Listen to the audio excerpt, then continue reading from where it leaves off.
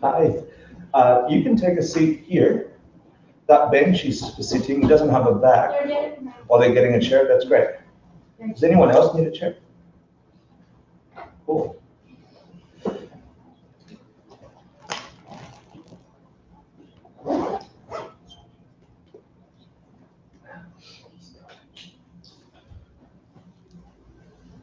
There.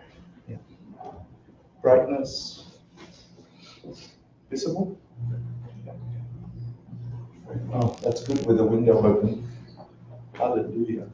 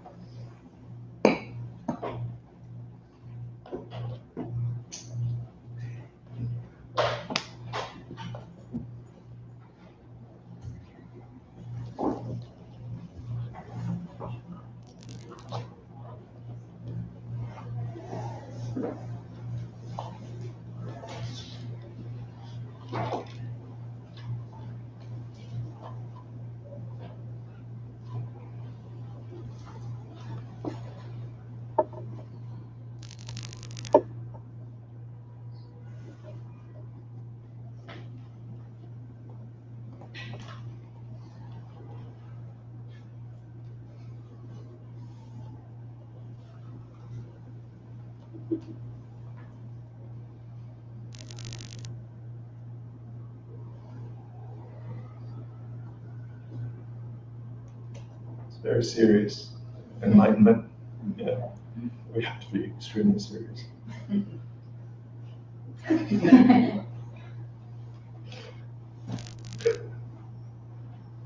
We all have joy, okay? It's okay to relax and enjoy when you come to a class like this. I want to welcome everyone, including the sirens. And I don't mean those, yeah? I mean the duckies. I want to welcome everyone to this precious space that we keep charging with incredible moments together. And I hope that tonight we get to create something together. I'm just one out of 40 or something participant in this play we have called human interaction, and then poof, you're gone. Yeah. So in that time, in that precious short time that we have together, this being a singular moment, we can create some power in our being that must have a result in our being and in the world around us. So the point of being together tonight is just an open dialogue discussion for which I prepared a presentation with lots of dot points and lists. But I hope to just sharing some stories. It's not a formal class like I normally teach on Thursdays that discusses the ins and outs of the philosophical systems from the left, and it's not that. It'll be a little bit of that, but it's more about what is the essence of this idea we have, to whatever degree we call awakening, yeah, to awaken, to Buddha, the awakened one. Because the theory is that you, the very you that's listening, the very you that's come to sit here, has that power and has that potential, and we're just distracted. We're distracted in a series of games called Make House, Get Relationship, Buy Stuff, Eat Chocolate, have sex, cry, happy, sad, make babies, get old, break legs, die. Yeah, and in that, and there was other stuff we could have done too. Yeah, whilst we were doing all those things, but we don't have to not do those things because you're going to do those things. But whilst you're doing those, there's a different way of being and engaging with this thing, for which we have a fairly limited idea of what we are and what's possible. And some of you might have glimpsed at it, and that's why you're all weird enough to spend your Thursday night in a white room talking about stuff.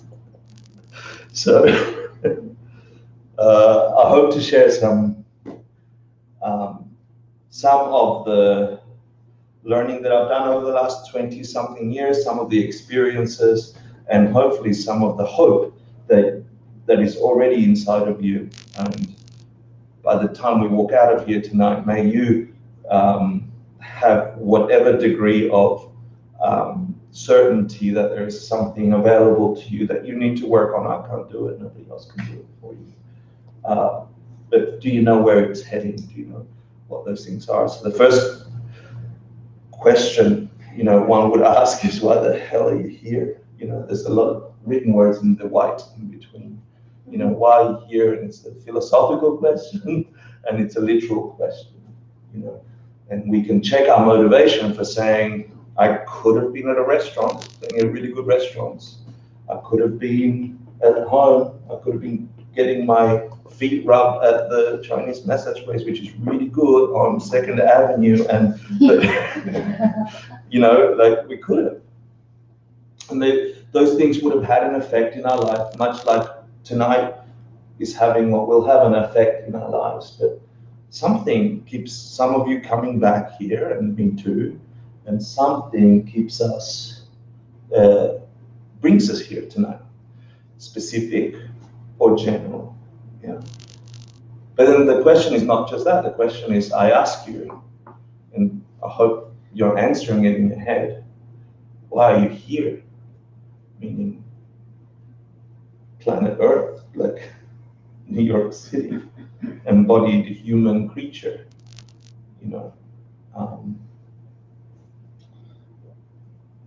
So why are you here is the question.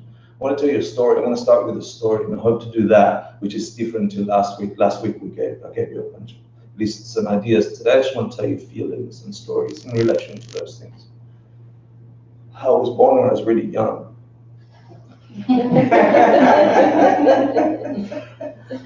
I know that some of, if you all look at Stephen's face right now, who's had to listen to that since we met 6 years ago, 5.5 years ago.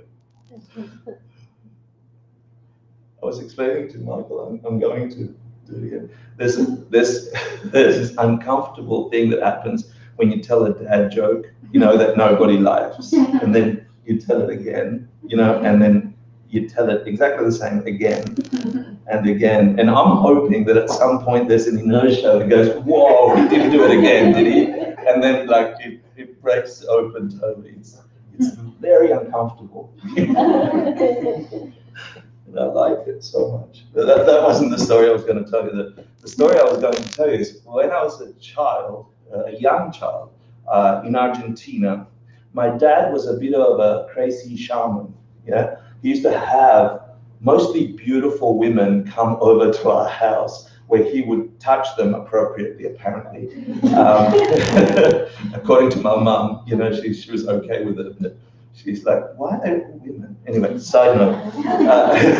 They all came with ailments or issues or something in our town, and he would heal them, and we didn't believe it, because I see my dad in his white undies, farting, and then there's these women coming and these other people going, he's a healer, he has something, and we didn't see that because he was dad, but all these people saw.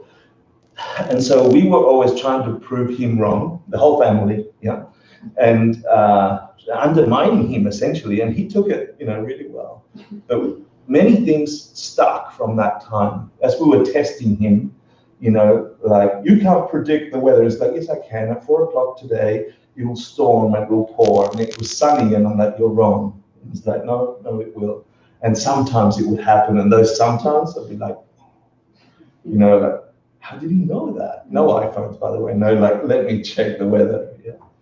And then it might be pouring nonstop, and he's like, if you get a pair of scissors like this one, and you have them open, sitting on top of a bowl of water under the bed, just so facing north, it will cut the showers within half an hour. We're like, yeah, right. We try it, it would stop.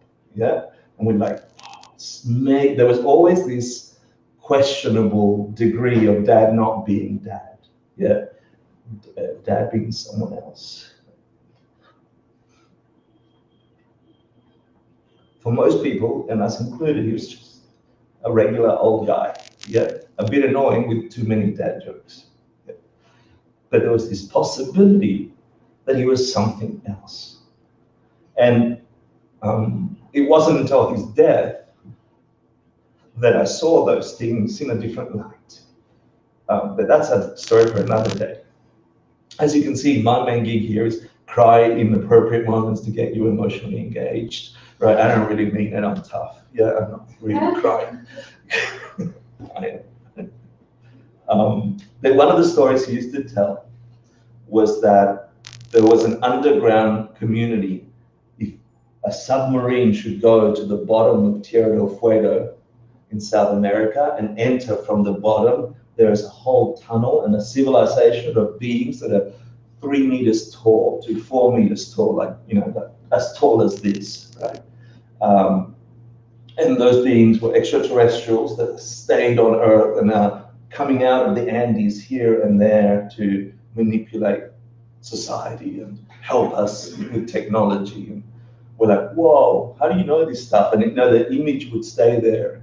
One night when I was going to sleep, I saw one in the shadows, of my childhood mind, and it freaked me out, in the bushes outside. I don't know if it was planted or not. It was all this stuff that he would do with his words that would create a reality, imagined or not, in our consciousness. One of the things that had no meaning to me until I met my teacher for this lineage, the Buddhist path. One of the stories my dad told me back then was that nothing really exists. Everything is empty. He used to say those words to me in Spanish as a child. And we used to say, you're an idiot, like things exist.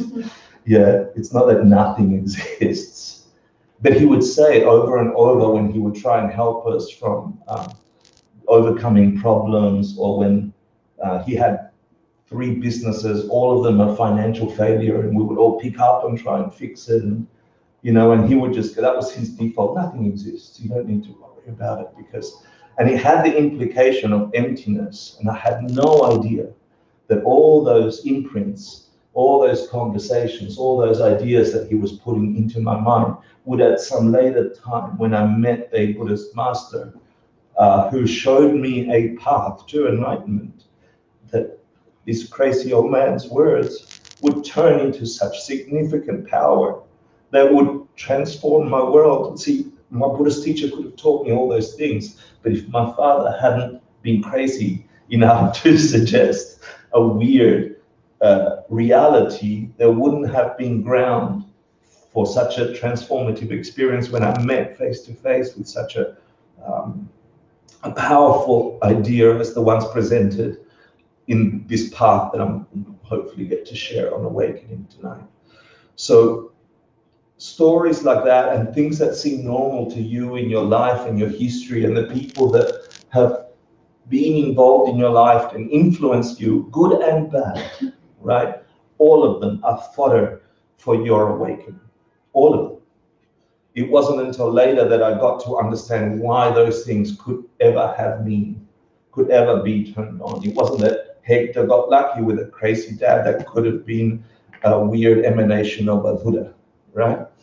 That label and that experience and that visceral understanding, especially after his death and in meditation and the recollection of stories that I'd almost forgotten, it wasn't until a bunch of years of practicing this technology could turn my history into a meaningful, potent, powerful source towards awakening.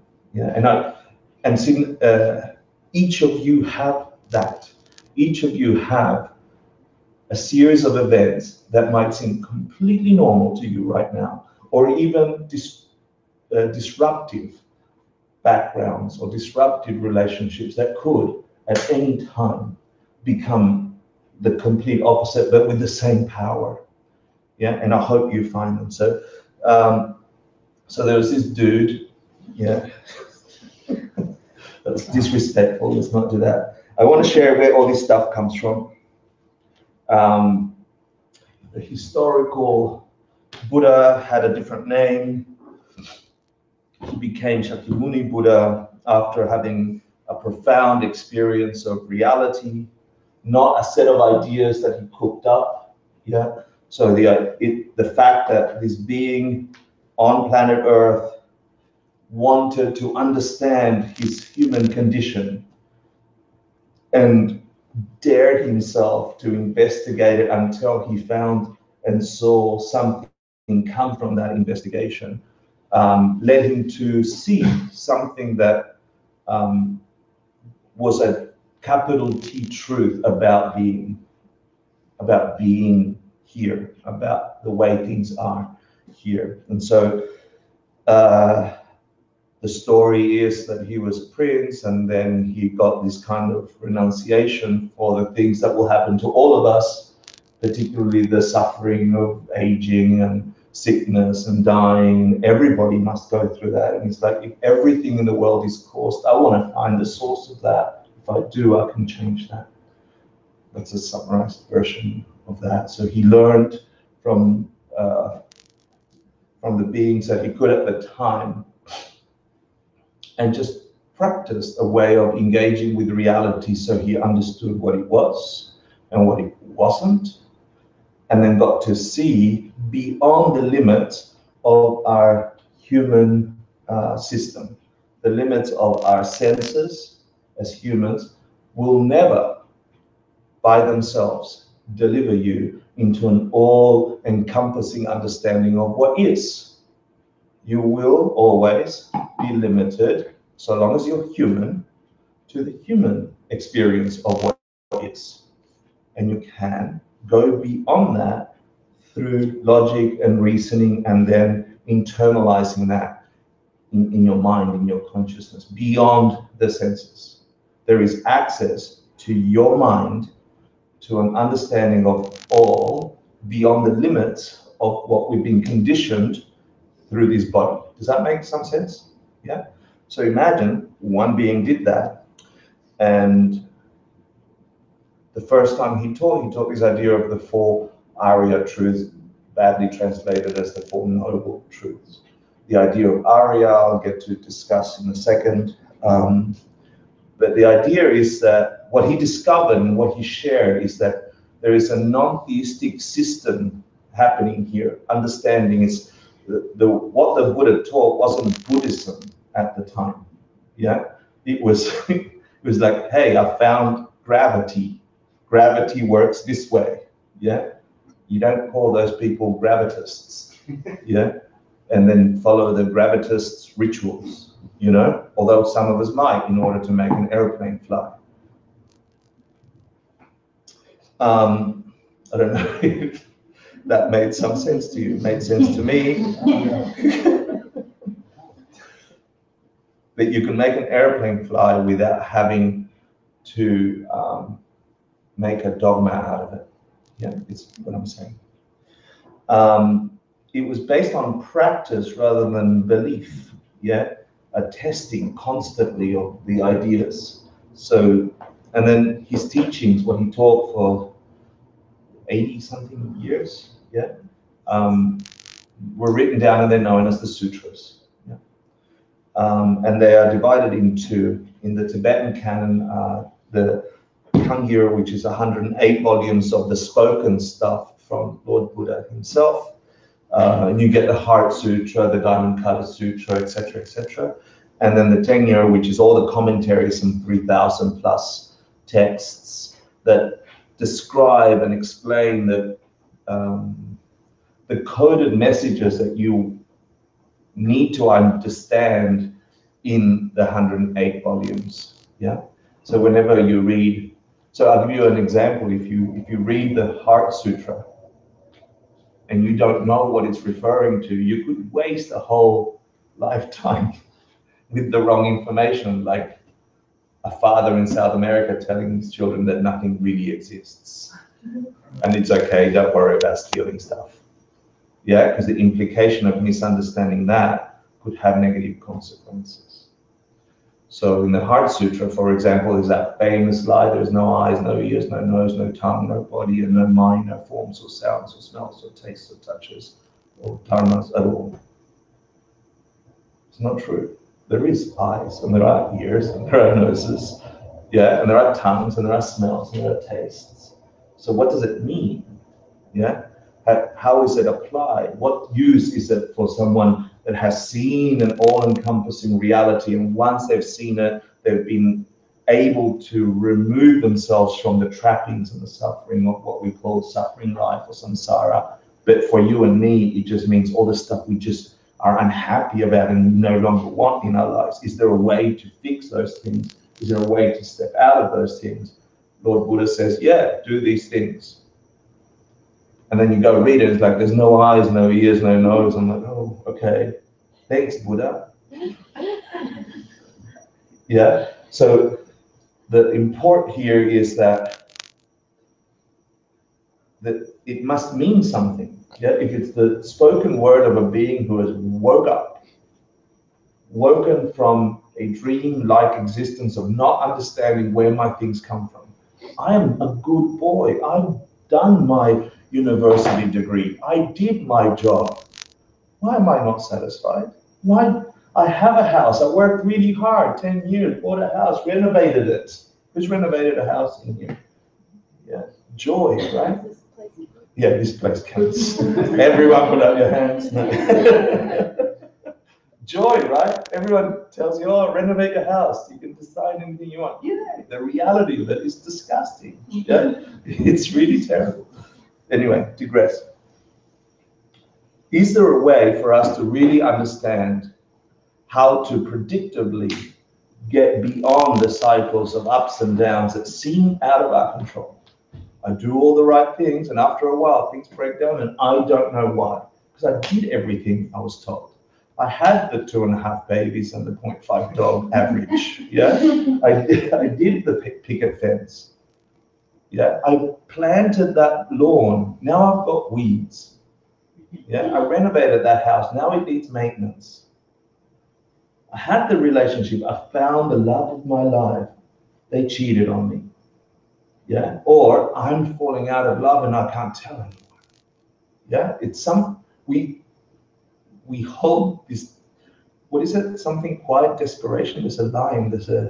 We live lives of quiet desperation. What's that line? It's so. Most people live lives of quiet desperation. Yeah, the Thoreau, right? Yeah, Thoreau. Yeah, it's true. And without facing it, you ain't getting out of it because you pretend it's all okay, and then you're dead. No, seriously. And I wish it wasn't that I had to talk about. I wish I could tell you about the sweetness of the fragrance of daffodils or something. But anyway, the first reality the Buddha said is like things are messed up. Yeah, acknowledge that things are messed up. Is that messed up? Yeah, it's messed up. Things are messed up, and so broadly speaking, don't shy away from reality. Yeah. Because reality will inform you on what you need to do. Now, the problem is we usually don't know what to do.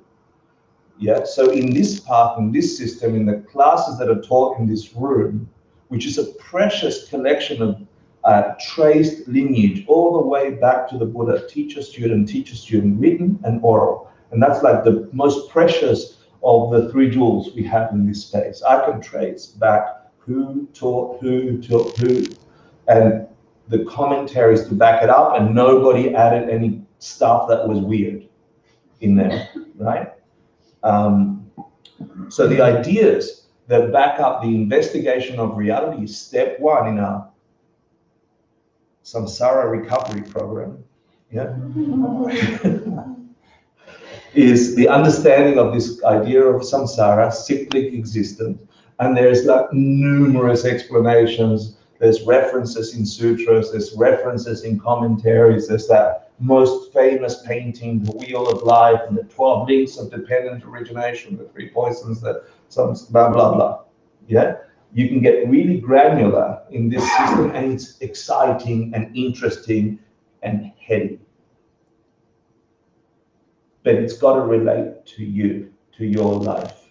Yeah? And that part is the difficult part when you're learning a system. Yeah. Who knows music? Who plays music in here? Who knows how to read music? Yeah. I used to know how to read music, and they used to force me to do scales, which were really boring, right? And or mathematics, right? You have to remember a whole bunch of formulas and the rest, and you got to learn a system before you can become a virtuoso in that system. Unfortunately, what happens when you learn it really well? If you learn it so well that it's almost second nature, a kind of physical freedom happens. For me, it was the flute. Yeah, playing the flute. After a while, there was a kind of freedom that happened playing the flute where the notes weren't so obvious and hard to read because I practiced the boring system that they taught me. There were some things that I wasn't good at in that system that I didn't practice. Yeah, I liked the minor chords, so I would listen to Bach in B minor and the rest, and I would focus on that. But I didn't know really how to have pliancy in the major. Like that sound wasn't familiar to me, so I couldn't jam on that side of the scale easily. So I had pliancy on one, I didn't have pliancy on the other, and we're all creatures of habit. We get used to doing things a certain way, and that certain way develops our habit for being and for looking at the world, and it determines what we experience in the world. And this mystical thing called awakening, what did I call it? The essence of awakening. It's just words.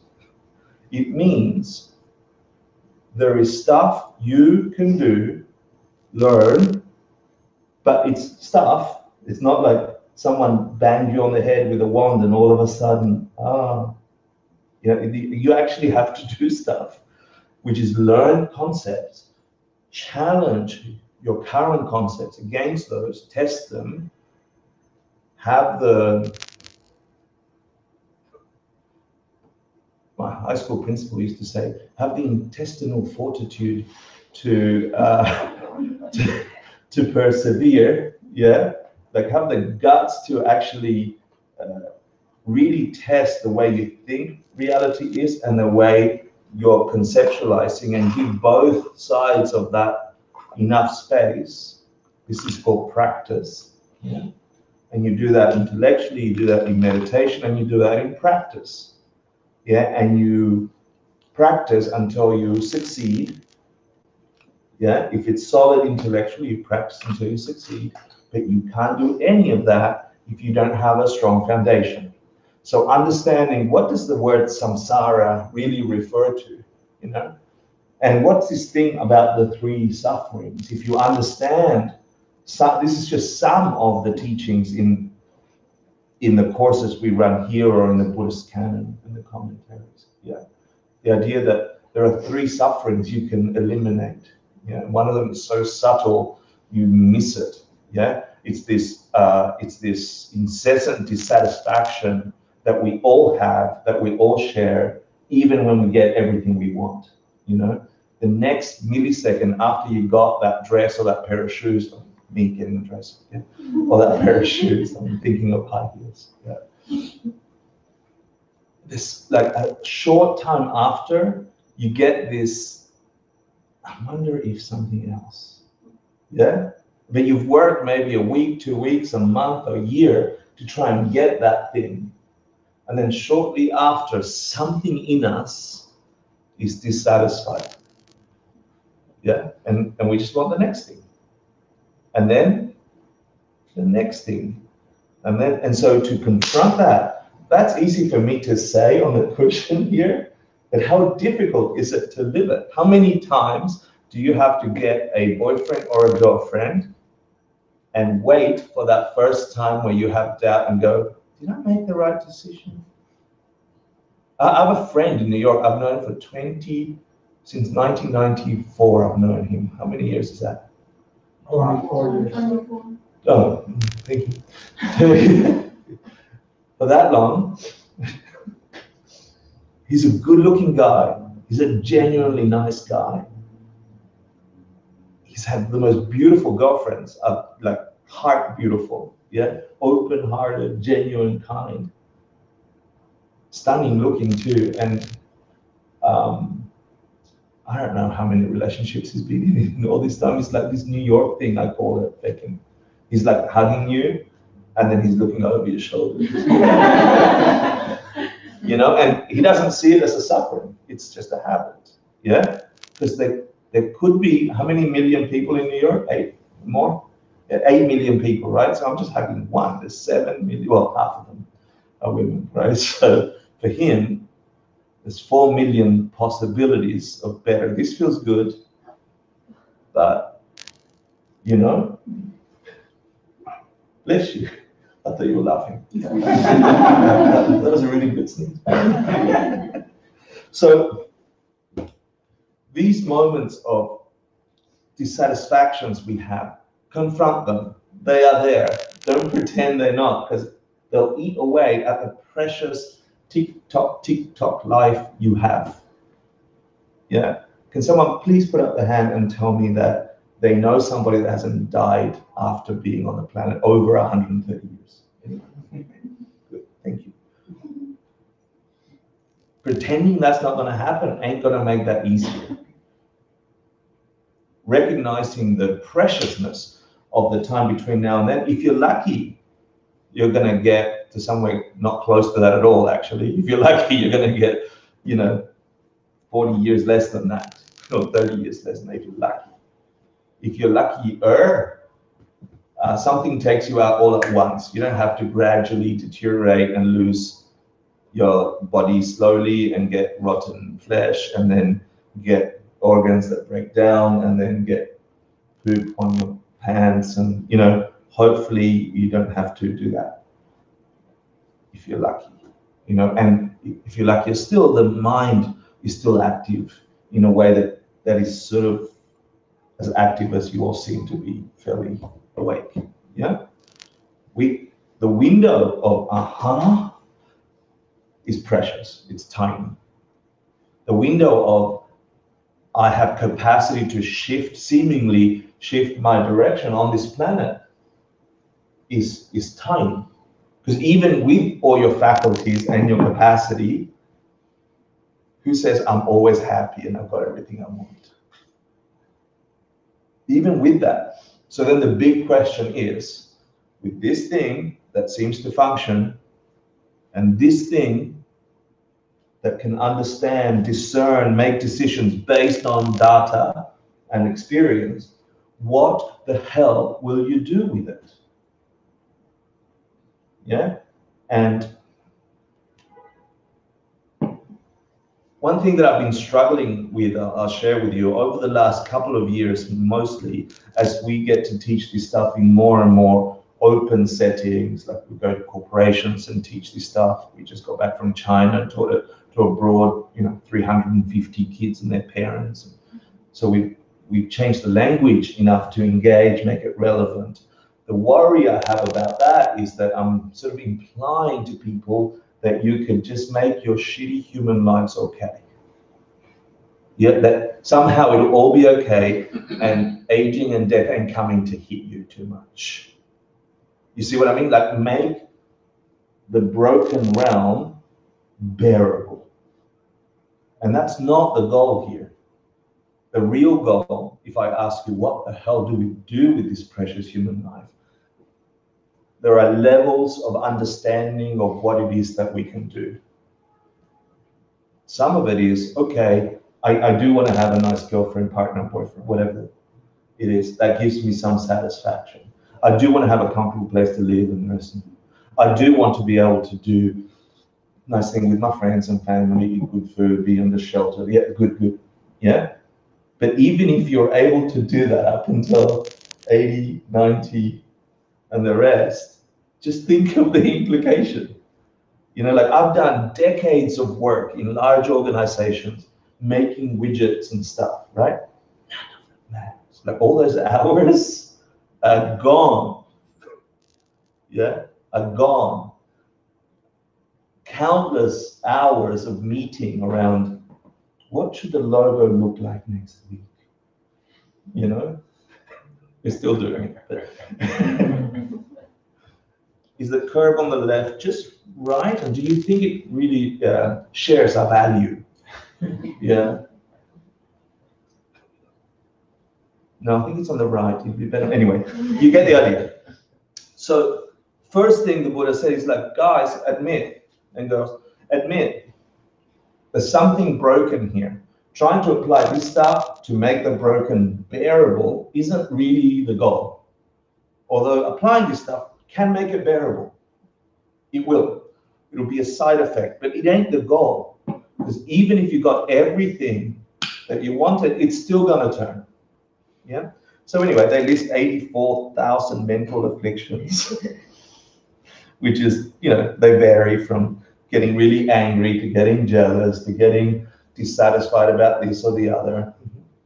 I just was thinking, it's kind of funny, and like you see it a lot in the West, where like you have these neuroses of trying to make this little thing perfect and that little thing perfect, and then you go to other places where there's obvious, you know, suffering on the streets and in front of you all the time, and they're not like that. Obviously, to a certain degree, on that side, that's one extreme, because then you're just like, oh, well, it's all screwed up, so you don't So even may as care. well leave the wires hanging, yeah. Yeah, exactly. People are dying left, right, and center, you know. But then you have like, it's like there isn't a balance between the two. Yeah. And even within our, you know, world in the United States, there are people living certain lifestyles, there are people living medium lifestyles, people living harsher lifestyles. And that's one measure, you know, the outside comfort, creature comforts. The internal measures are really hard to define, right? Like today, some people that study here have just gone for a trip to Nepal. We have a project there called 108 Lives. March marks the 10th anniversary. This month marks the 10th year that we've engaged with that. Some people in the room have gone to Nepal, and us coming there with our help mentality, our Western ignorant, let me help you, yeah, mentality is the first shocking reality you hear is that there's something wrong with you with that attitude. That you thought it was good. I want to help you. Oh, it's so good to help. I mean, why? I don't know, right? So let me fix your world. And quickly you like encounter the reality that there are beings over there who might not have what we call creature comforts, but there is a level of joy and happiness and centeredness that we have like assumed could never exist for us. Yeah? And I'm not saying everyone is like that, but you know, I've looked at a kid in the face, heard my mind going, how are you going to help the kid?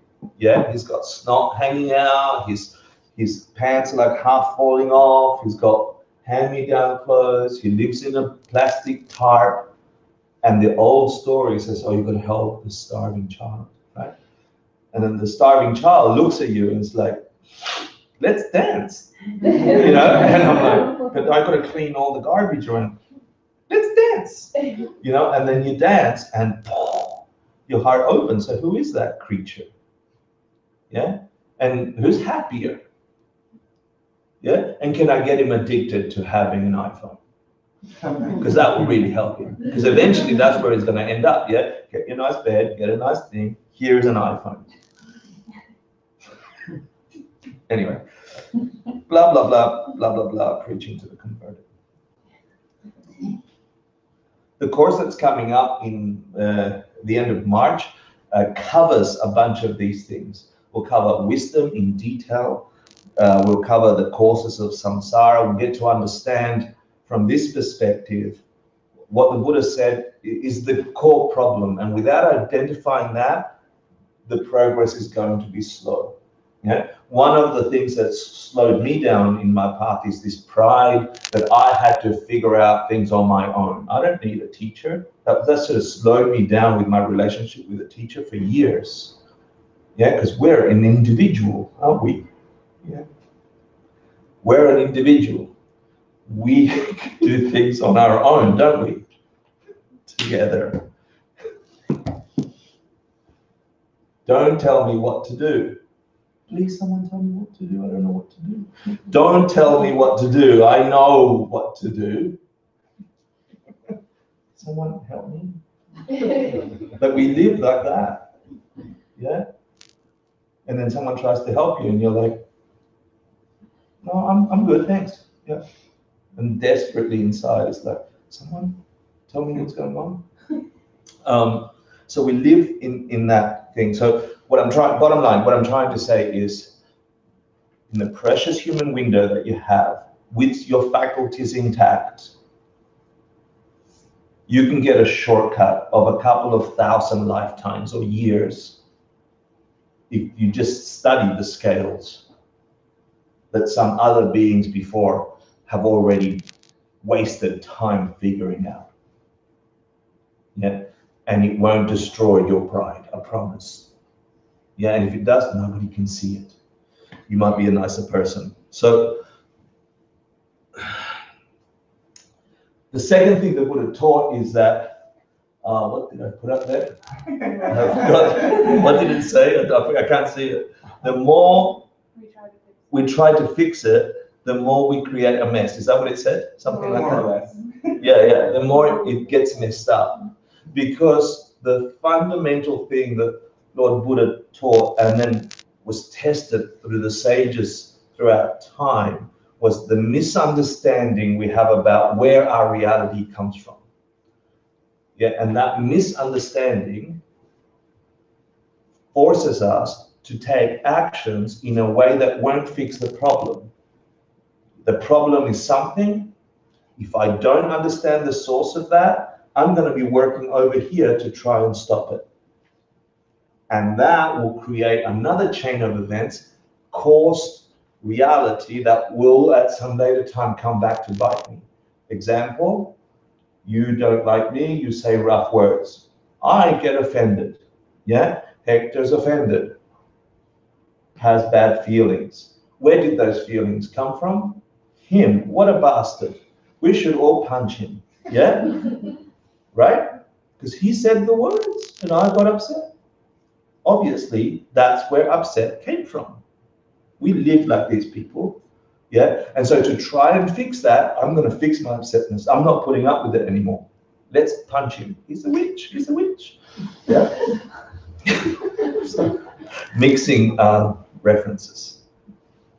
So in the action of not understanding that the upsetness was something experienced in me and not in everyone that heard that, I take the incorrect action to punching.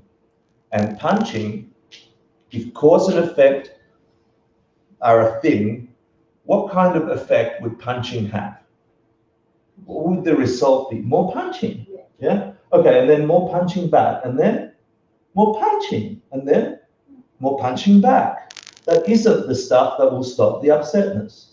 But we are so habituated collectively in this realm we call the human realm that we think that's the answer. And we try to fix all these problems we have by doing the wrong corrective action. Anyway, so the second thing that the Buddha said is that, yeah, things are messed up, but they're caused by something you don't understand yet. You're the cause of it. Upsetness was in you. Stop it in you and you'll stop it out there. And so he talks about the causes of suffering, the idea of ignorance, which is not like, I'm an ignorant person and I don't know anything. That was my big first lesson. It was that ignorance here is a very specific term referring to the misunderstanding of where your world comes from. It is not out there forcing itself on you. It's actually the opposite. There's something in you that's forcing you to experience the world this way and be in a certain place at a certain time and be with certain people and not others and have your complete experience that is yours, caused by you unwittingly in the past, and that's what creates your world. Proof of that, somebody can be sitting right next to me, watching you, watching the same, hearing the same words, and have a completely different experience of the same reality. Proof, it ain't coming from the reality, it's coming from the experiencer. Big deal, big deal. That's called dependent origination. So then here the Buddha talks about ideas like mental versus physical, talk about reincarnation, does mind continue? With logic and reasoning, no belief, just testing with logic or testing with experience.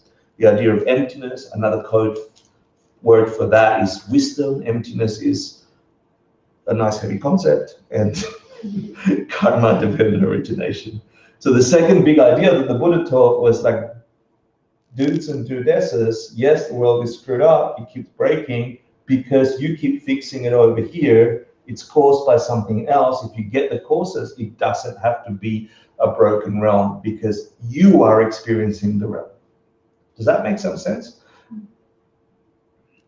And then he says, look, the mess can stop. Yeah, it's possible for the mess to completely stop. It doesn't, is it there? Stopping? Yes. Good, thank you. The mess can stop in the way that you are experiencing. Remember I said it's not religious or theistic, etc. Imagine, where is the data for your eyeballs going to right now? What's your belief system on that? What do you think that's going? Anyone? Where is all the visual data going right now? To your brain. To your brain, okay? And then, what happens in there? Chemicals.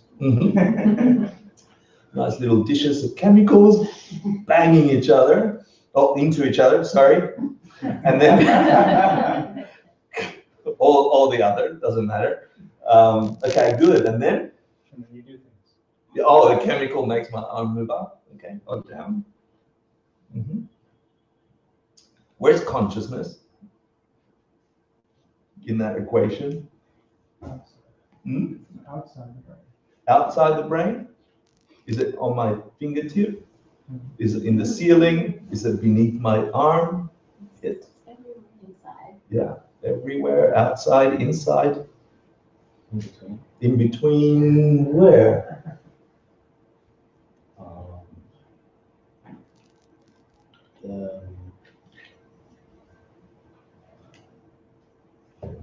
The physical and what you think caused the physical.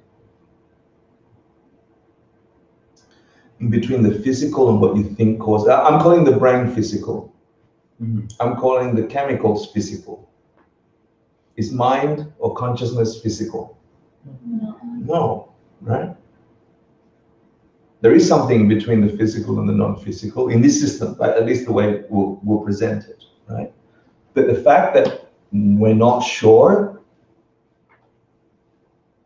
is pretty good. If you were sure, we'd be like, oh, okay, let me leave and you sit down here and you tell us where consciousness is. Yeah.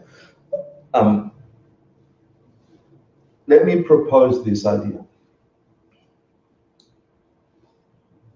Your sense powers, the field through which you interpret reality or the world, yeah, obviously have a human bias. This ain't a cat eye or a bat eye or a whatever eye, yeah, octopus eye, fly eye. Yeah, it's a human eye. It has a different way of getting data through, and we know it goes to some organ that goes chemical fires up and stuff.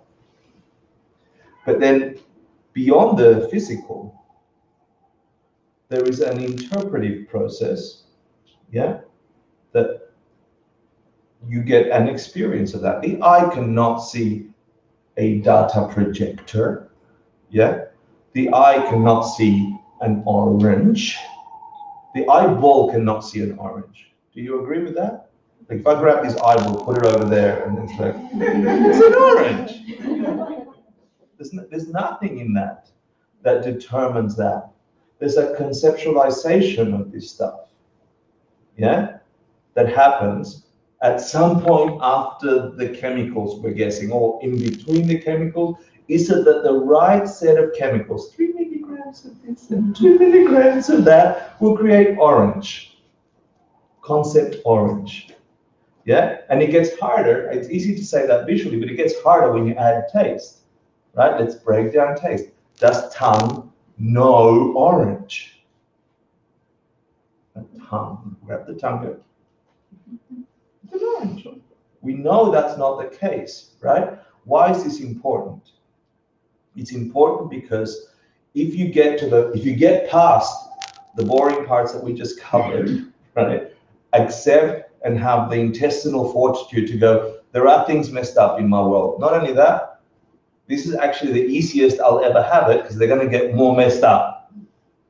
So let me get my mind and my energy into figuring it out. Find the real causes, not the incorrect causes, which creates more problems, right? If you get past those two, yeah, then you can get to the concept that the mess, if it's not coming out there, forcing itself on me, like we discussed over there, if there's something in here at that interpretive moment, yeah, where the chemicals are flooded or the data's electrified the brain, the organ, at some point, something we are calling consciousness, mind, I don't care what you call it, but that thing forcing a reality onto this, yeah, that if it's under the same laws as everything else, cause and effect, cause and effect, cause and effect, then I could conceivably understand what caused this experience.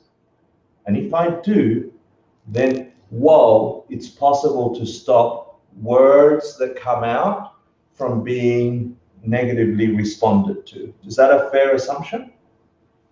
If I can catch that and understand it, then I can stop things that are seemingly hurting me from out there.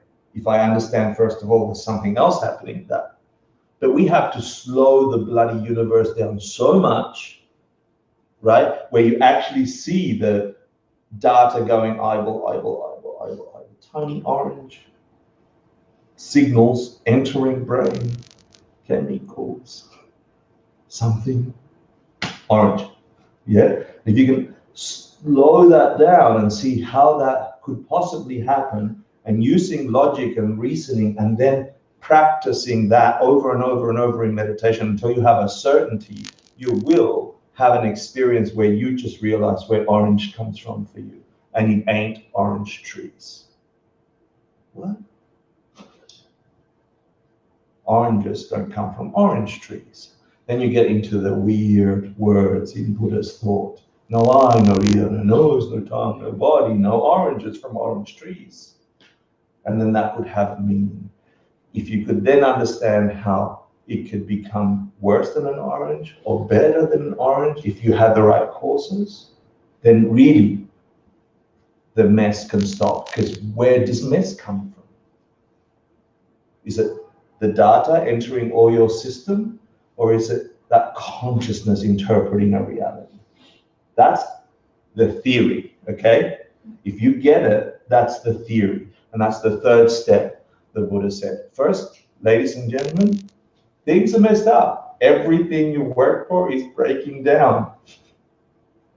Enjoy making houses, getting careers, having girlfriends, doing your hair.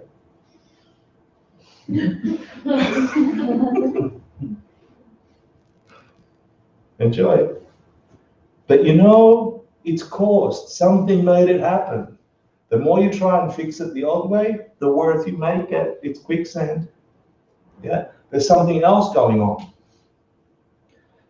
And if you understand that, then it can stop. So some of those core ideas there, did I put that there? No. Some of the core ideas there are the evolution of mind. The idea that your mind can evolve and change. You already believe that. You send children to school for it. Yeah, the capacity of a mind to go more aware, more aware, more aware. It doesn't have to have a limit. Yeah, but we get into that nice comfort zone at around apartment time or job time. Yeah, and then dissatisfaction comes, and then you go, oh. Anyway, your mind can evolve. The mystical system says that if that's true, just follow me with the theory, I'll go a little crazy today. Yeah. Mm-hmm. If it's true that there is something forcing the reality from your consciousness, and you find out what the stuff is in there that is producing the experience, then it's not inconceivable to have all those yogi superpowers that people talk about. It's not inconceivable to say a being can experience walking on water, can read other people's minds. It's not inconceivable to have, if something based on data, not based on data, based on something else, is generating a valid reality. This is an orange. It's not an orange, right? Orange. everything is being labeled around orange, but not for a fish. Like I try and shove this down in a fish's mouth, fishes, in a, yeah, fishes, yeah. In a fish's mouth. Is it a mouth? Yeah. Good. The mouth? Huh? Do they have mouths? Yeah. That's how the fish hook goes. They call it a mouth? Yeah. Anyway, you get the point. This ain't going to be orange for the fishes, okay? The idea is it conceivable to evolve beyond the limited experience we have of this body? Yeah? And then you have story after story of beings developing superpowers that we're all chasing after, right? But it ain't coming because you went to university or you ate the right pill or you didn't eat the right pill or you were crushed by kryptonite. Then the idea of nirvana and Buddhahood, freedom, enlightenment comes in here, and it refers to a specific way that consciousness engages with this place. This place doesn't have the nature that we are experiencing. Prove it, fishes. Yeah. So then the fourth thing is like, okay, if that's all true, then do you want the map to mess stopping? Yeah, is that what it is? Roadmap to mess stopping? Because a bunch of people have done it. A bunch of people have gotten close and left you clues. The labyrinth is, what's that quote from Joseph Campbell? The labyrinth is heavily traveled or something.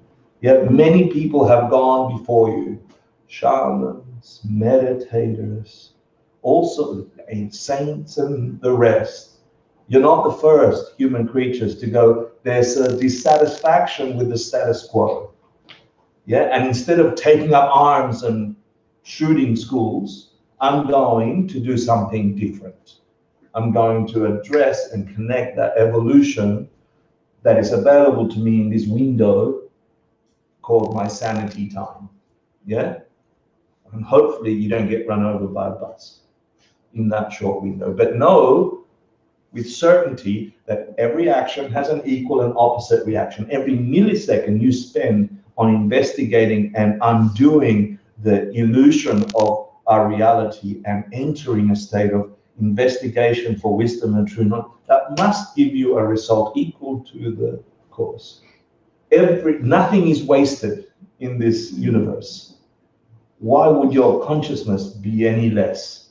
In fact, it's way more powerful there. So Lord Buddha then gave us the Eightfold Path, the three principal paths. He talks about the lower vehicle, the Mahayana path, the greater vehicle, and then the fast track.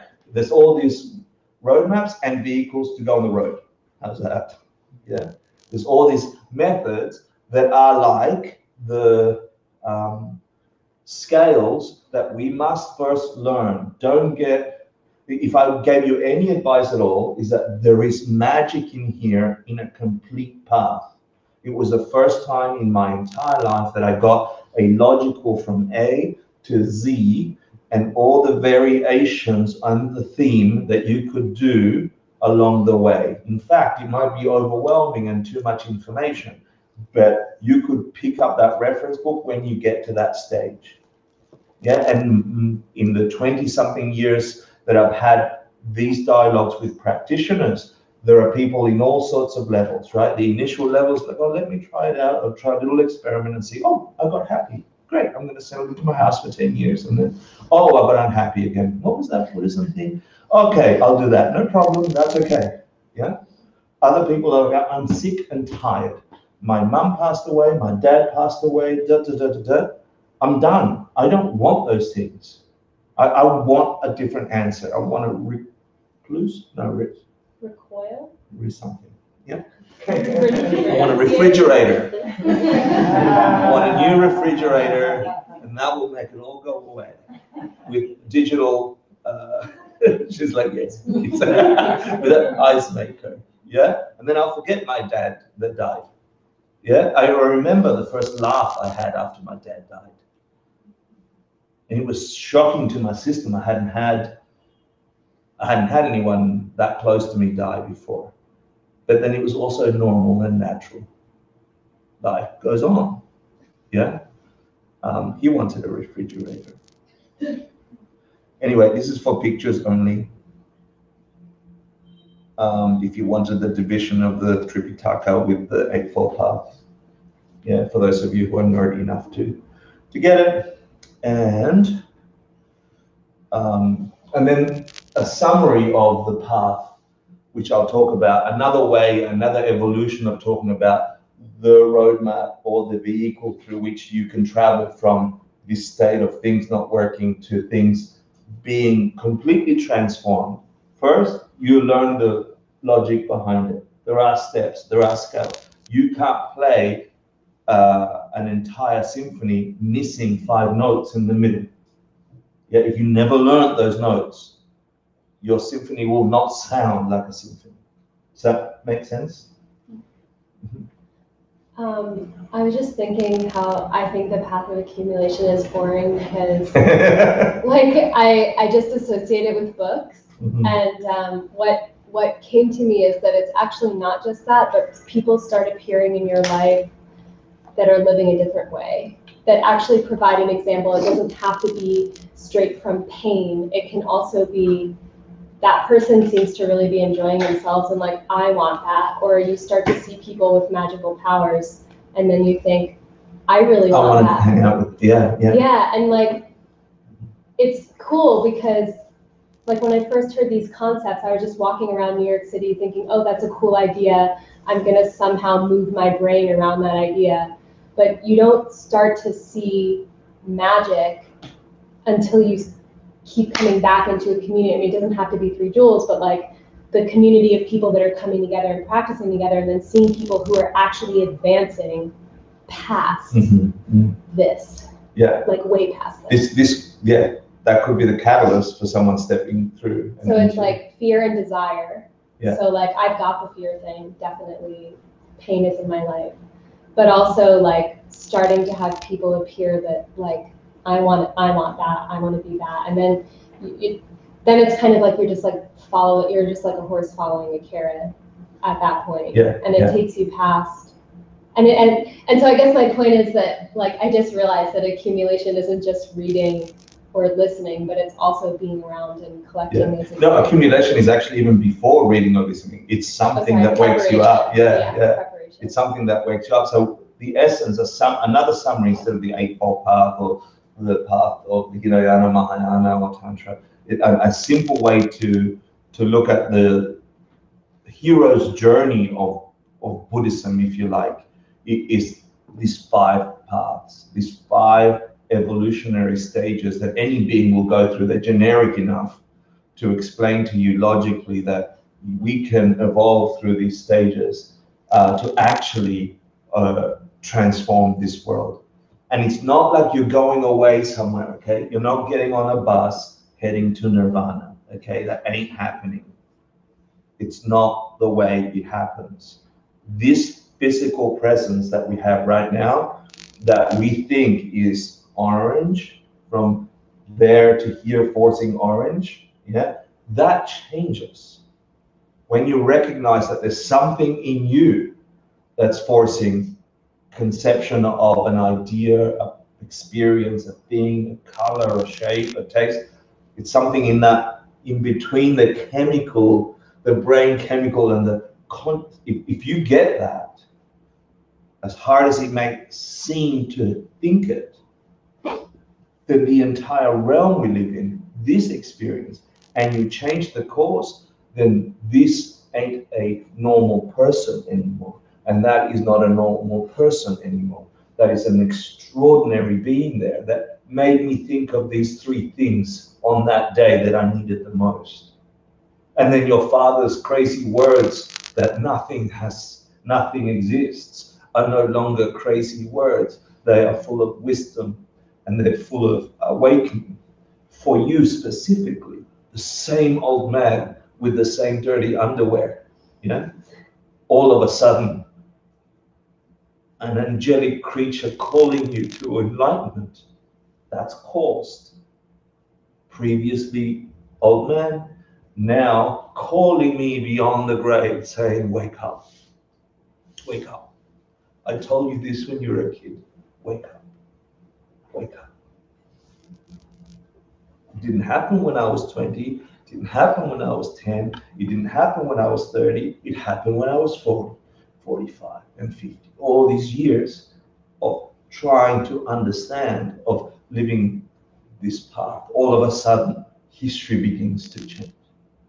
And so you are here, and it can turn. And if you can turn that much, you can turn to nirvana, the freedom from afflicted mind, the freedom from the cycles of suffering, a kind of beauty in the now, beyond the cycles, available to each of us, like I started. So let me just review the 5 lumps so you can get a sense of it. But the first is this: something gets you, a lure calls you, or a shocking experience wakes you up, and you begin to accumulate this need to get out of suffering. You call that renunciation. It has some meanings. You don't need to worry about it. But in essence, it's like the warm-up to the big event, right? Low motivation. It's a Hinayana and Mahayana path. In essence, that you accumulate enough want to get out, and you're doing enough things that will begin to trigger the appearance of beings around you and knowledge and the rest that isn't coming from out there, but it's coming to you. And then Jorlam, the part second of the path, is that up there? Yeah. It's a deeper warm-up, a stronger warm-up, a professional warm-up, this time hopefully with a teacher and a whole bunch of other stuff. You actually begin to study, investigate for yourself all the different opinions about where is reality coming from? Is it just after the chemicals or before the chemicals? Is it in the brain? Where is this world? I want to know. Yes, yeah, I'm doing my job. Yeah, I had a nice girlfriend. Yeah, I've got a nice house. Yeah, the fridge came. But you have, as you're putting the glass in the fridge, you're considering, why am I perceiving this way and not an ant? Yeah, you're still doing the same job, doing the boring marketing about the angle, and you're in that meeting and you're like, oh, where's all these people's minds coming from, and why is it that we met and not these other people? And so you're having a completely different application of your world than you were previously. You're forever preparing to understand the nature of where this world comes from. So there's a whole bunch of stuff. You begin to think about ignorance, the misunderstanding of the world. You get a deep understanding of that. You try and investigate this thing called Chi Chandra, which we'll cover in the course I'll teach in March, April, and May. Understand emptiness, dependent origination. So it's a sort of, you're going to run in the Olympics of this life. Yeah, and the first part is like, okay, I want to get out of here. Something bad happens, and you maintain that energy, or a lure calls you, and now you're like, no, I'm serious. I want to investigate, learn all the scales, all the variations, how far, etc., and get detailed. Hopefully, get a teacher or get some books and get a group of people together you can investigate with before you get bored of it, because we get bored of things. Yeah. And so it's like a heavy-duty warm-up, and you begin meditating. You begin investigating with your mind as well. So you build a habit here of study, investigation. You get yourself a mentor. You meditate. Hopefully, you serve others if you want to really add jet fuel to the fire. Yeah, and that is preparing you to analyze deeply and have a direct experience of reality, which is the third path. So Tonglam, I think, is the next one. Is that right? It's called the path of seeing. This is the big main event. So you've done a little warm-up, now you've done really intense warm-up, and the main event, if you've done the path of preparation well, if you've understood intellectually the idea of emptiness, things don't have a nature, something in my consciousness and my mind is creating that nature, and in meditation, really begin to slow down the process and see where that's happening and why. in your life, as you're putting the glass in the fridge, you're thinking about that stuff. As you're having boring meetings and you're thinking about that stuff. Yeah, everyone else thinks you're giving them advice about green and blue, but in your mind, you're thinking differently. Yeah, then you're just infecting your mind with the courses for awakening. And if you do it in just the right way and you've got a meditation practice, the theory is you will eventually have a visceral experience of the nature of all things.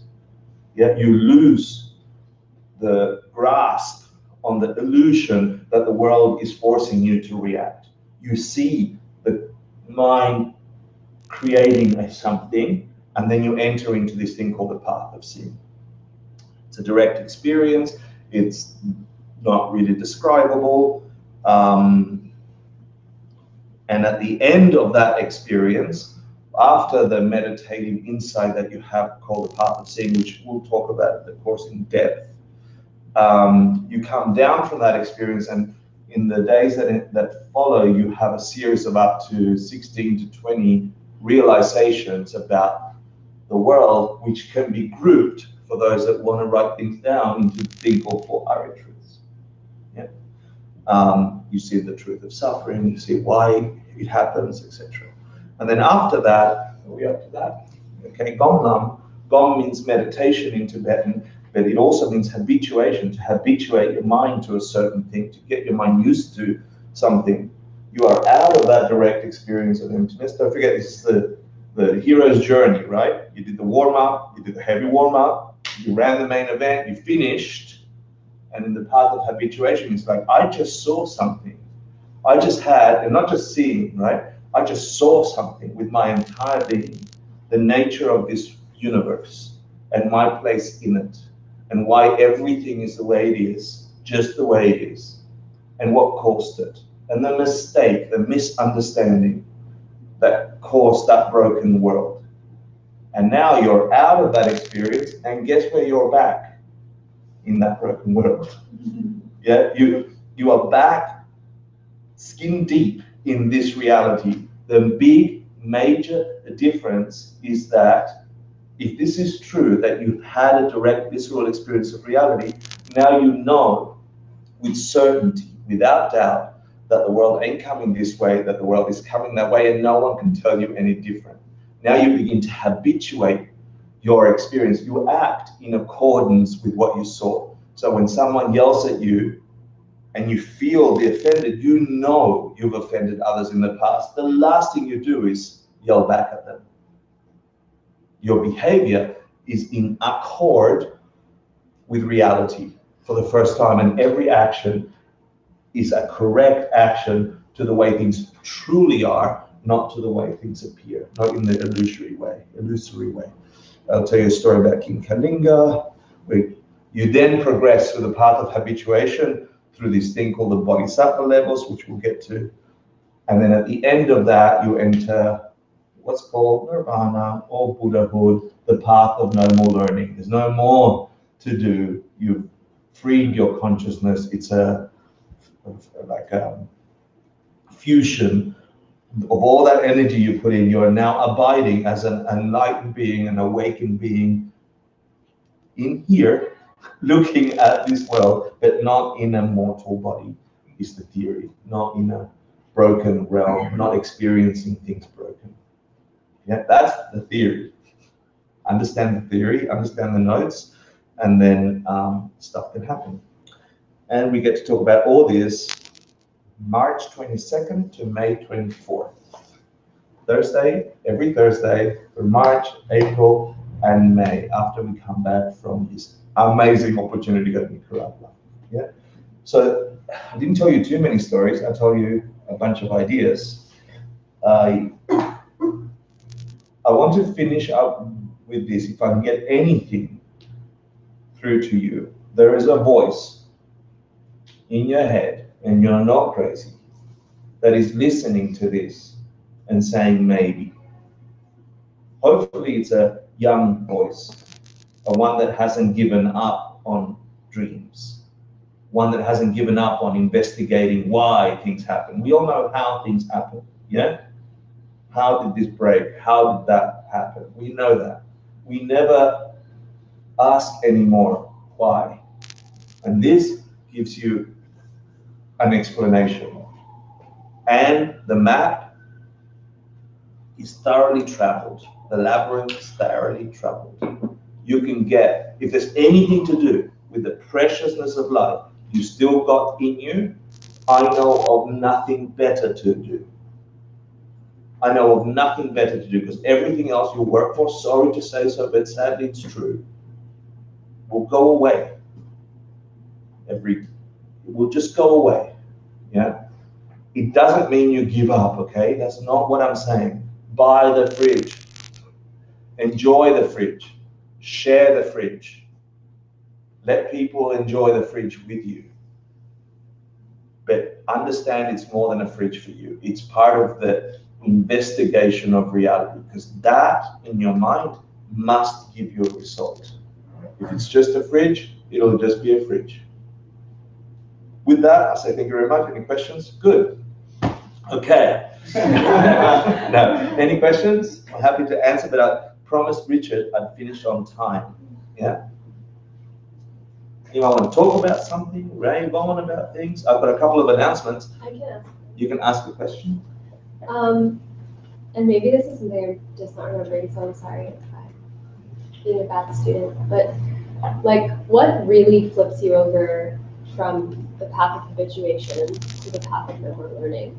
Is it like what? Like, do you just like every karma that's served at you, you just keep going forever? Like, what flips you over? At the end, it's a very difficult and detailed explanation, which honestly I don't really understand in depth. But I know that the last few mental afflictions that disappear are the ones that are the subtle belief that things have a self-existence quality to them. You know you don't believe them intellectually anymore, but then there's still a subtle experience that things appear coming from their own side. Like a perceptual? Like you still have a perceptual experience that things have their own nature. You don't believe it because you've gone through the path of seeing, but that's what you're eroding through the path of habituation until the most subtle imprint of that disappears. And when it does, then the first thing, from my understanding, that you experience is that the body that you are in, the consciousness and the body link that you are in, is no longer stuck in this human realm. You perceive your enjoyment body in your Buddha paradise. Like you experience yourself as an ultimate you, which apparently has a flavor of whatever you're attracted to in this world. So if you like girls of a specific shape, that's probably what you'll end up looking like. If you like, old fat men, you can look like that. And a bit of Stevens. Mother Nature. And then like millisecond after that, the second moment of that, you have this uncontrived projection of being in the presence of every single creature that you perceive exists. Being in the presence of them. So you emanate. You emanate countless bodies throughout all of time for every single being, and then you are there waiting for their karma to perceive you. Yeah? So you could be riding the J train for 10 years until Rachel gets on the J train that one day, in your perception, yeah? Until Rachel gets in that train that one day and you push her just in the right way for her to get upset, yeah? After those 10 years of being there, and in that upsetness, she'll look into your eyes and you'll communicate something to her, and that will help her move through her obstacles. Because they can't change your karma. They can just be in your way. So they can emanate in all sorts. This is the theory, yeah. And what I wanted to start this talk with is that most of us enter this path because I want a better fridge, yeah, or I don't want to have 6 broken relationships. I just want to have 3. Yeah? And then, as an old man, I can tell you that after a while, you understand that those things are not going to stop. They're just not going to stop. And I wish someone forced me to understand it earlier. There ain't any number of fixing things out there in this world that you can do, put them in any kind of configuration to remove the suffering in this realm. It ain't happening. You can't get the girlfriend that's like that much taller than the one before, or that the lips are this much fuller, or that will not do it. Sorry. Or the third degree. The third university degree, or the fourth. Or an implant, or hair implants, or it ain't happening ever in this realm, because the way we experience it is broken. The only way it can unbreak is understanding what part our consciousness plays to create the causes of things that don't have that nature. So then, wouldn't you start learning after all of the process? Start learning after the process of habituation and of non-learning. Wouldn't that be a good time to start learning? No, the learning happens at the path of preparation. That's where all the intellectual learning happens. And then once you have enough, I guess, mental courses, when you've loaded your mind enough with all the learning, the path of preparation, you're preparing for something, right? So you're studying, where does reality come from? How do I act in the world? If this causes this, then this must cause that. That kind of study, which is the courses we teach here, to try and look at what cause and effect look like. That is all the learning you're doing, right?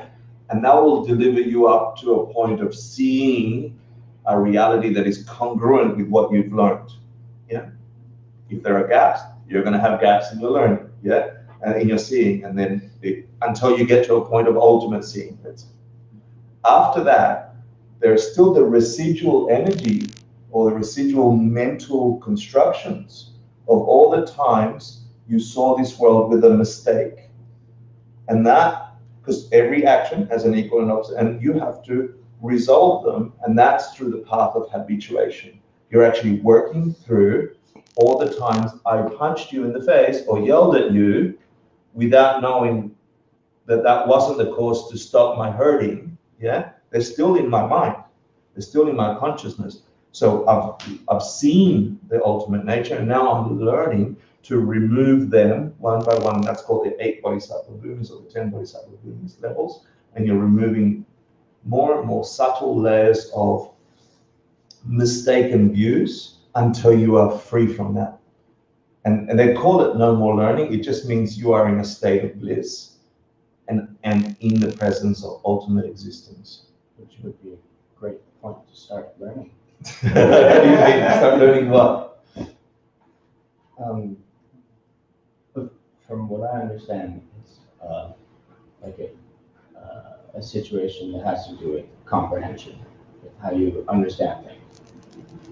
And once you have an understanding of things which is closer to not the thing, but the real ultimate, wouldn't that be a better time to start thinking about those things?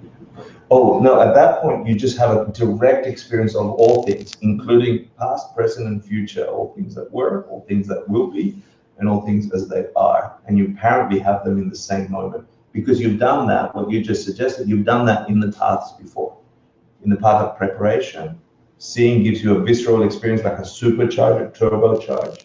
And then the learning, you go through learning, which could take, they say it could take up to 7 lifetimes after the path of seeing, where you can actually learn how to engage with an ultimate reality that you saw.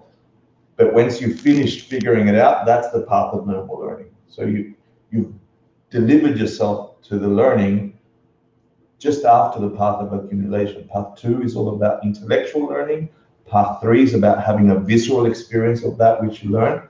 Path 4 is all about learning how to remove the old causes of things that are created in the world that will create more suffering, and just removing them until there is none left, and you can have this ultimate experience of being awakened, enlightened, in nirvana, in Buddhahood.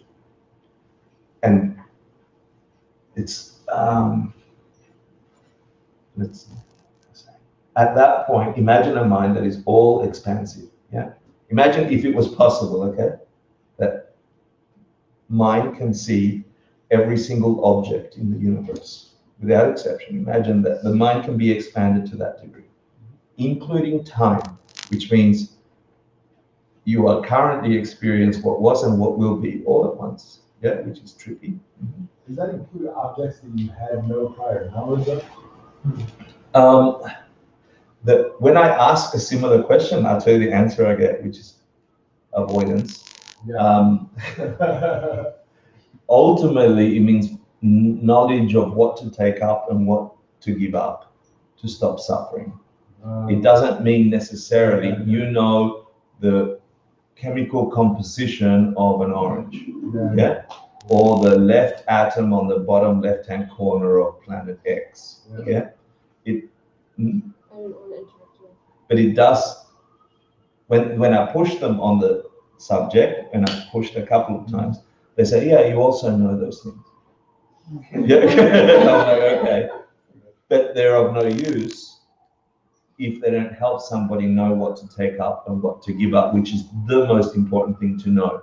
If you know that on that day that you're bumping onto Rachel on the subway after waiting for her 10 years in your projection body, if you know that that is the day that she'll be face to face with the anger to the point that she'll shift it enough in herself, then that's what you're going to do. You're going to wait 10 years, yeah, as in your perception of time. I don't know if that answered your question. I like the idea that you're like, well, that's a great time to start learning. At that point, you are conceiving all of existence. Well, another way, basically, you know it already. You know it already. Yeah, you know it in a way that was never available to you before. Make a different comment though about the accumulation stuff. It's what we would call earning merit. And earning merit, yeah. And which is not talked about much in the West, but it's an extremely important point. Earning merit, developing virtue, or as Christian Michael says, learning to be kind to everyone. Yeah. They are the seeds in your mental continuum that will force you to actually experience everything and everyone as a guide. So this is the trippiest thing, right? Like being kind to everyone, which is such a pain in the butt because everyone's so bad. Yeah, and I don't want to be kind to. Yeah, like oh, I have to be kind to everyone. Yeah. I hate everyone. No, but we have that struggle, right? I want to be kind to him, but I don't want to be kind to her. Yeah, she looked at me funny, and it's that misunderstanding. Yeah, that looked at me funny, and all the emotions I had ain't coming from her. The kindness or whatever ain't coming from him. And when you get that, all of a sudden, you have the beginning of freedom. You have in your hands the technology to transform everyone into kind. And if you do that, if it all depends on what you're putting in your mind, just get this for a second. Kindness forces you to experience kindness, right? Let's assume that's okay. Putting kindness in my recorder about, oh, I'm gonna be nice, even if I'm faking it, right? Oh, you're so nice, yeah? Even if I'm faking it and still having an element of kindness, I've recorded that I did something she enjoyed. That ain't going away, yeah? It's recorded, where? In my consciousness, in the lens of my mind, yeah? In that space between brain and chemical. If I load enough of that towards you, then I'm going to have a little bit of experience, right? But what if I do it to 2 and 3 and 4 and develop an intense meditation practice where I create a physical habituation with every moving creature on this planet that is sentient, I will love as if it's me. What if that was possible, yeah? Then every time I'm kind, I'm being kind to you, but I'm thinking of everyone, right? That's powerful imprints. Everyone, without exception, is my mother, they say. Be nice to your mom. Okay. Yeah, everyone is me. Okay, I like me. So I'll buy everyone fridges. Yeah, etc., etc., etc. Just the thought of that, kind towards everyone, without exception, even those that you previously disliked, enough of those imprints speed track us through those 5 paths, because the result of loving everyone and applying wisdom to everyone means next time I open my eyes and see any of those ones, what will I experience back? You see, it's such powerful practice. It's such a cool technique. It's nothing to do about whether I like you or not. It's I'm being selfish. I want to get enlightened. I'm using you to get enlightened. Yes, I can help you. It's enlightened self-interest, His Holiness would say. Yeah, enlightened self-interest. We all have self-interest, right? We're all sitting there going, oh, how do I look? How do am I sounding? Well, my question's really clever. Or my, like there's this stupid, selfish voice going on in all of us. That ain't going away quickly. Yeah. And this is the antidote for that. Love her. Like, get to know her. Love her. Oh, but I didn't like the way she asked that question. Yeah. Okay. Work through that, you idiot. Choose your ticket to freedom. Yeah. The only way you could, like, you don't want to feel bad, ever. I'm hoping, none, do you want to, like, I want to feel bad? Who wakes up and goes, today, I'm going to feel bad? Anyone? And I don't mean bad in a good way, like a sort of masochistic way, because that's good, not bad. Even though it looks bad, but it's good. Yeah? That's just to give you a headache, right? If you have joy about something, you have joy about something. Yeah? So then the only way to get that is to plant it. You want to do it quickly? Plant it everywhere. Yeah? Indiscriminately love everyone. If you want to do it faster still, love the people you dislike the most. That gets rid of them quickly. Yeah? The others that you like are still hanging around, don't worry. Yeah. Anyway, all that in detail, March 22 to May 24. You're all invited. Between now and then, don't forget why you were here, please. Don't, if there was a millisecond where your mind went childlike and said, I have a dream, I can get enlightened, use it, grow it, go to sleep on it, dream it, return to that mind. Don't let it turn off. Don't become a boring human who's just on the conveyor belt to death.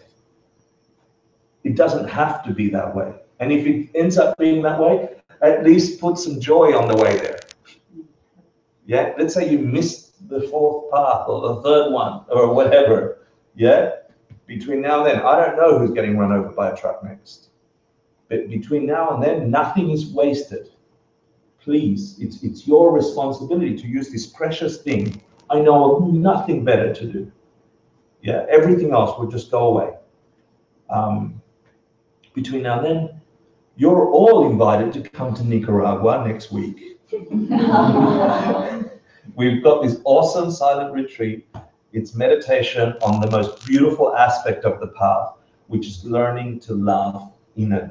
That conversation we just had about loving everyone, the entire retreat is shut your mouth and focus your mind only on that, the possibility of that, the implications of that, and hopefully if we get through it enough, the feeling of that being a truth for you, a reality for you. So that'll happen between a March 10th to the 17th, and then we have 3 days at the beach where you can speak and talk about your awesome or terrible meditation experience. The food is organic. We have a lake all to ourselves. It's an extinct volcano. There's still a few rooms left. You're all welcome to come if you want to be crazy and book something last minute. Other things that are happening in this space between now and then are... G is teaching on Tuesdays. G is teaching these concepts on Tuesday. She's an incredible teacher. She's on the 4th class, yeah, which is Proof of Future Lives, a really cool intellectual understanding of, is it possible that when this body finishes, the mind can continue? Is that a possibility? This weekend, Lilia Mead is coming.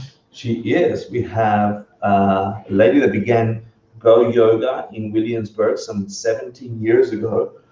She lives in LA now. She helped the 3 Jewels incredibly by merging Go Yoga and 3 Jewels before she left for California. And that's what really turned our awesome yoga program on fire. She's coming to teach as part of our yoga teacher training, and then we've asked her to do a couple of workshops. She's a seasoned expert and a gentle, kind creature. She's teaching a pranayama workshop on Sunday.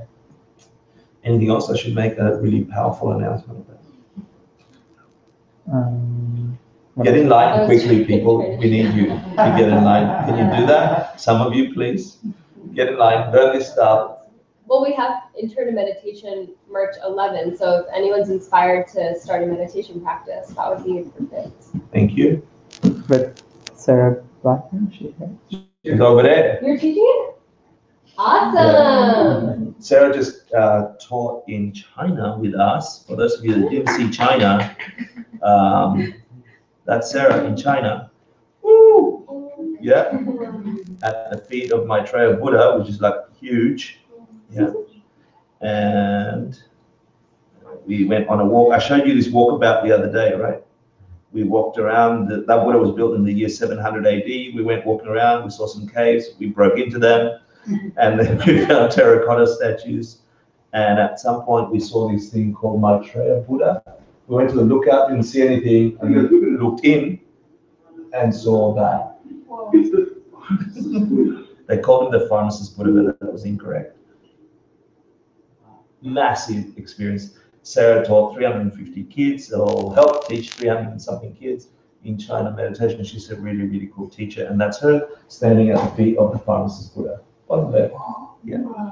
It's a little bit big, I know. Anyway, really, really grateful for your time, your energy. I saw the genuineness in your eyes, obviously projected from me, but it felt really good. I really do hope that something beyond what brought you here keeps going for you, and you find your way through these 5 steps. The world needs it. Yeah. Then we don't have to have stupid debates about guns in schools or not. Yeah. We can have deeper debates about, at some point, there won't be guns in schools. Like, it's not even a debate. Like, at one point in my lifetime, we had conversations about dialing international on your landline for $20 an hour, a minute, you know? And all of a sudden it's free. Like, things can shift for us. Yeah, coming that way, it's coming that way, and all of you have that power. Blessings to each of you. May you go home, enjoy, keep hanging out.